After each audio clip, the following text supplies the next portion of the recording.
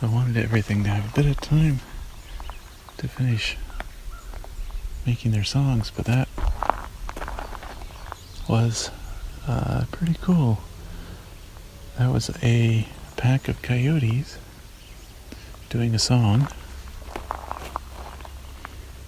Of course, I can't see them. They're pretty far away. I thought at first that was just a cow again, but no, that was an actual song chorus.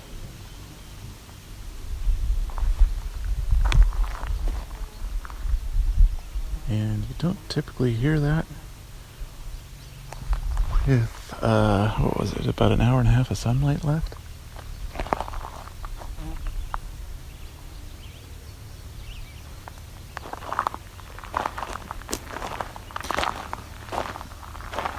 Of course, at the same time,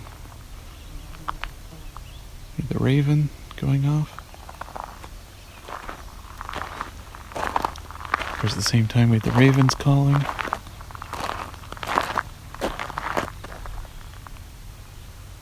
Indigo Bunting, Eastern Mallard, Black-throated green warbler, lots of stuff at the same time.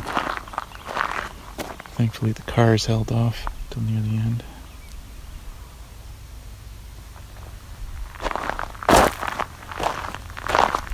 So is that pack of coyotes dangerous to me? Probably not.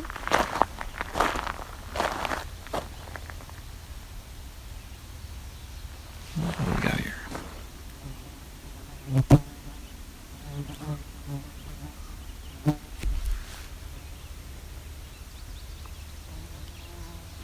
I don't know if anyone in Ontario has been injured by coyote in the last while. Oh, I'm looking at American goldfinch female sitting, kind of hiding in the tree, preening. Not saying anything. Ah, there we go. What a good chipping sparrow. My name is Rob, and this is Songbirding.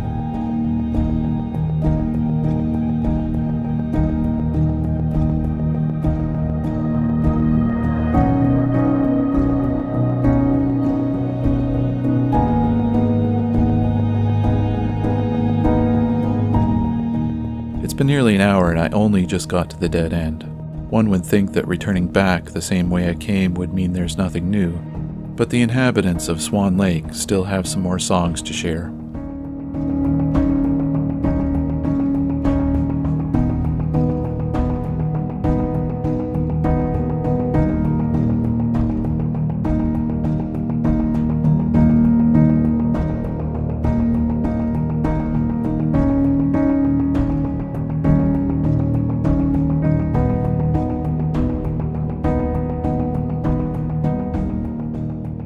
So, classic, difficult bird.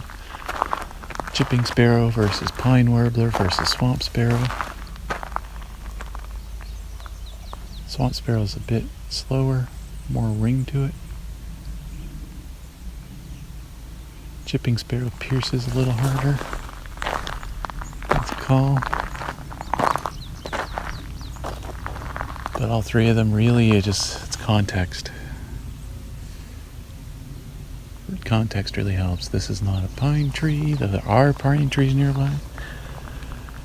It is a tree out on its own. Looks to be possibly an ash.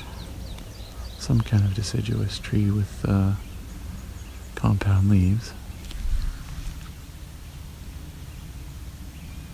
There's a blue jay in the distance. But also I heard the calling of chipping sparrow, all that tick, tick, tick, tick going on over here, high pitched. Pine warbler is usually a lot softer, tend to get louder, quieter in more dramatic ways than the chipping sparrow do. Swamp sparrow would be not at the top of a tree like this.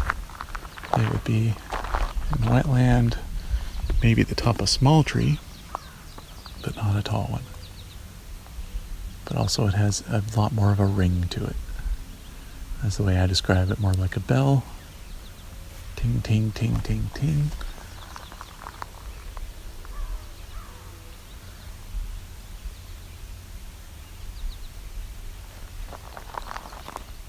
There's some yellow-throat action over there.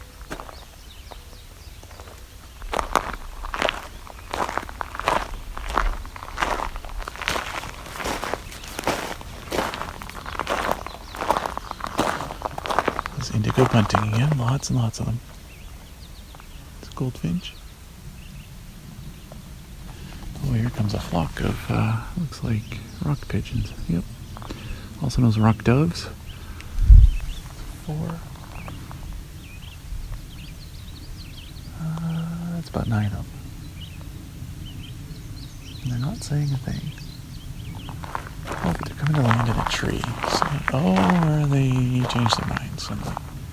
They were going to. And I think they're still going to. They're just coming back. Slowly deciding whether they should land or not. I'm going to go see them. Maybe they'll say something. This microphone's pretty good, so you might get to see whether or not they'll even let me get that close, but we'll see. Pigeons aren't usually too shy. However, these are country pigeons.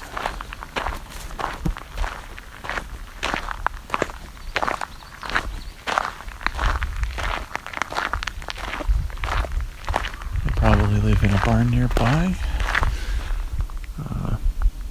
The rock pigeon or rock dove doesn't really have native habitat in North America. They're not a protected species. They're an import.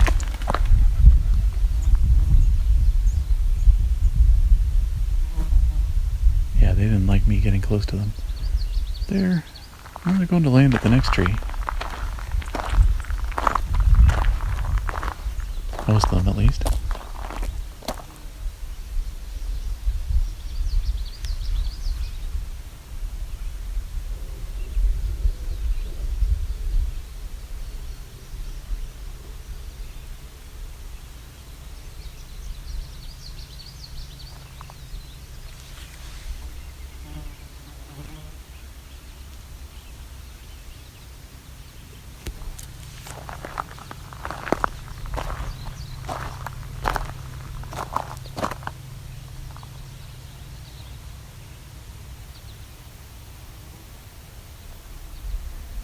We're making some cooing sounds.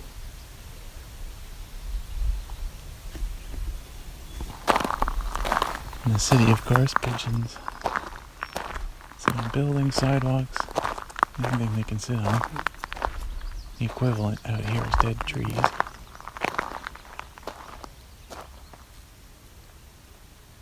Now, what's really neat is in the Bruce Peninsula there are some rock pigeons, rock doves, living in something a lot more close to their native habitat, and that is that they live on the escarpment edge. The reason they take to building so well is they're used to mountains, cliff sides, rocky areas like that. That's why they're the rock dove or rock pigeon.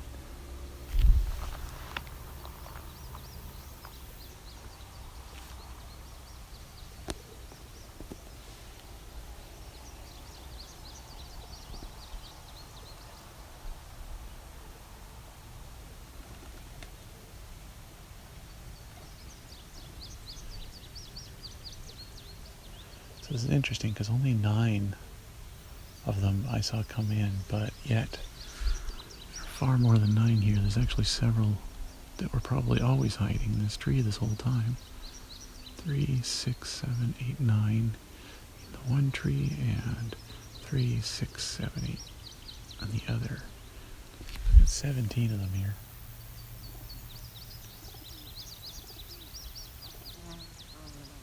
You can really hear that indigo bunting going. These guys are cooing.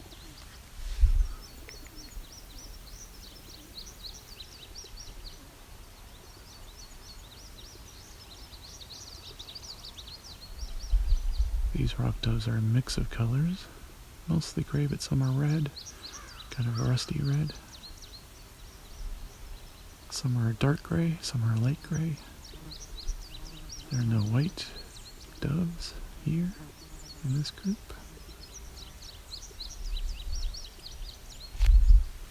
I'm gonna see if I can get even closer.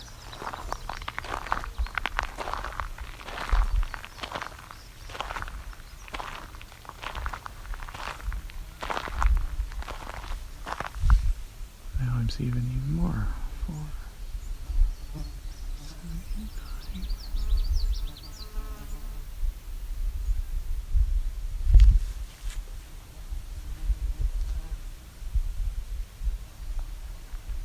They're getting a little more antsy.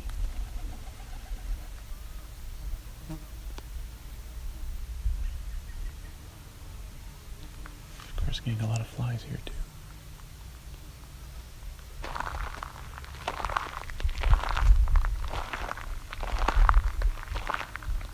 Honestly, I want to get myself in the shade.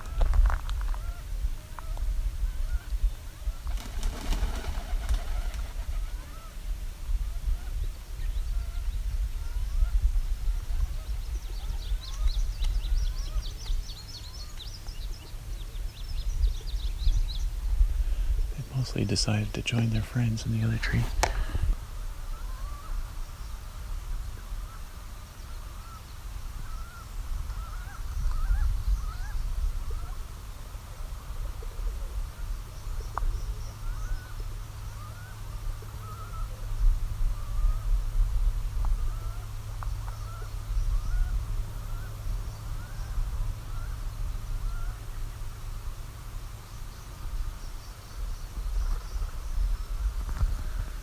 So what happens here is normally any other bird like that Indigo Bunting who's like 20 times further away than these pigeons are, perfectly audible. It's because of the frequency and intensity they have. But yet these guys, they're so subtle and low pitch that doesn't travel far very easily. I have to be practically on top of them to get a good recording.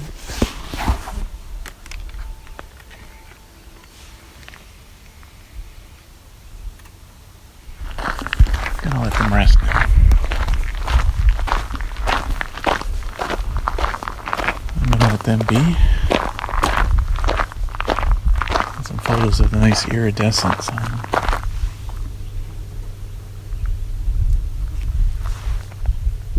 Couple of them have decided to take off.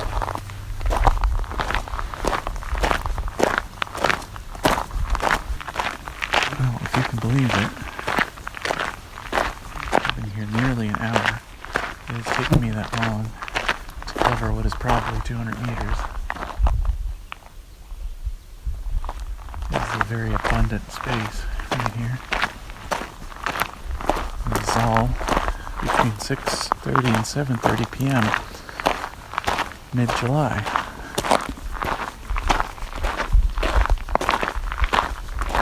And for a lot of these birds, because of where the forest is positioned here, this is more or less sunset for them. The sun's about to disappear behind the trees. So this is their opportunity to solidify their territory before night hits.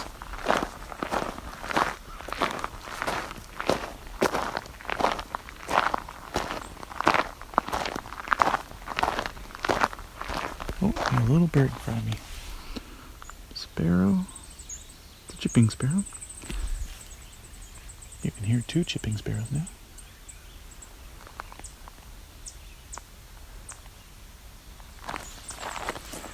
What's this?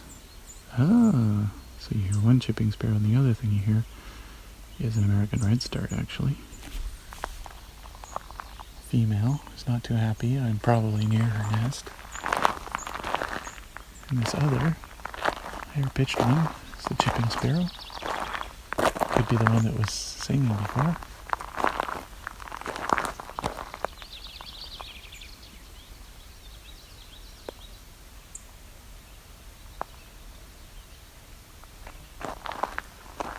Okay, what was that song?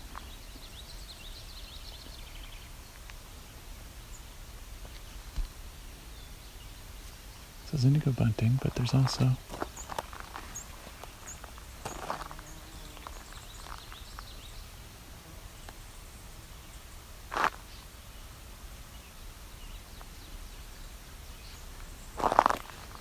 may have to review the recording.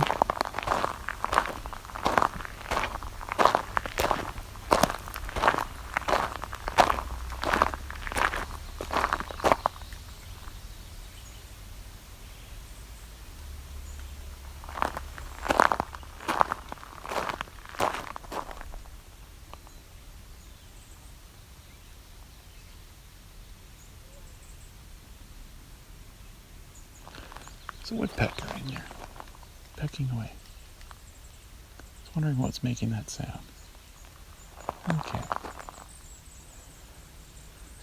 So, something made an interesting song in there.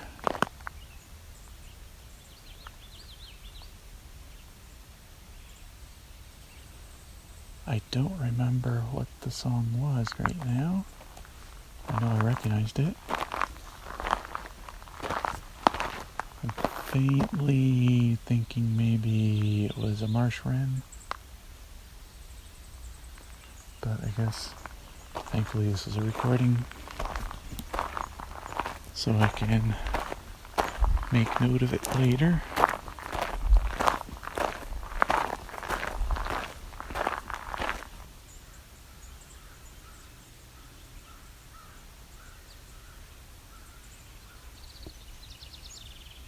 Okay, there's our house wren actually, not marsh wren. That's a house wren. We heard earlier.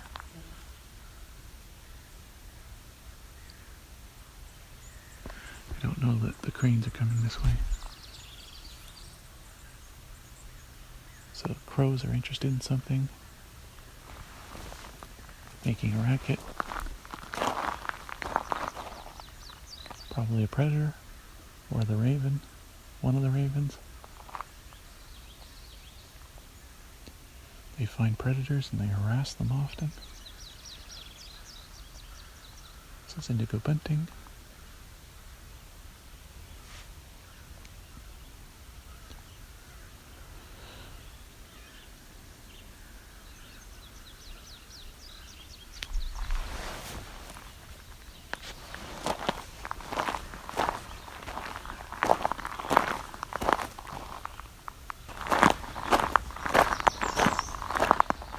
Well, that's an interesting one.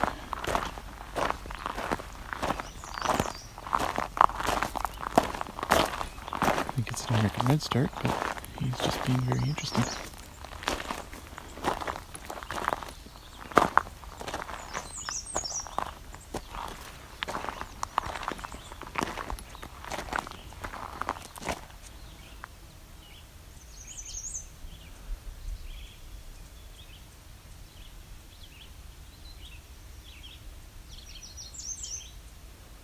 You can hear all that variability.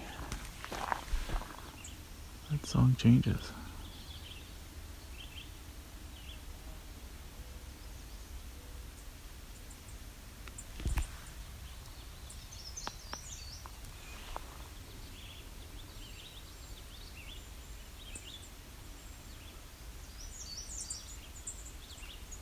So I've also got a juvenile sparrow, probably a song sparrow, looking at me and ticking too, as well as several other birds. That's just the one I can see.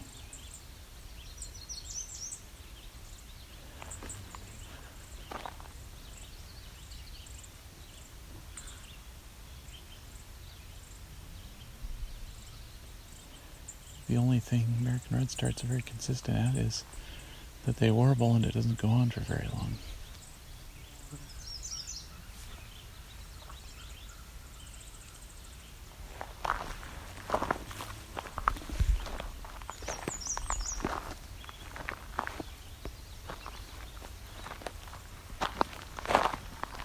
Some more mosquitoes gonna head out now.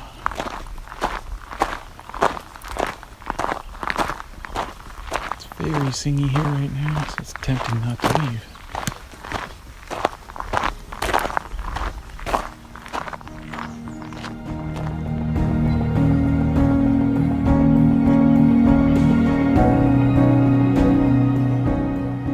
I've been here nearly 2 hours at Swan Lake and recorded audio of over 15 species, plus a chorus of Eastern Coyotes. To see a checklist of the species observed and to listen to example clips, please visit songbirding.com.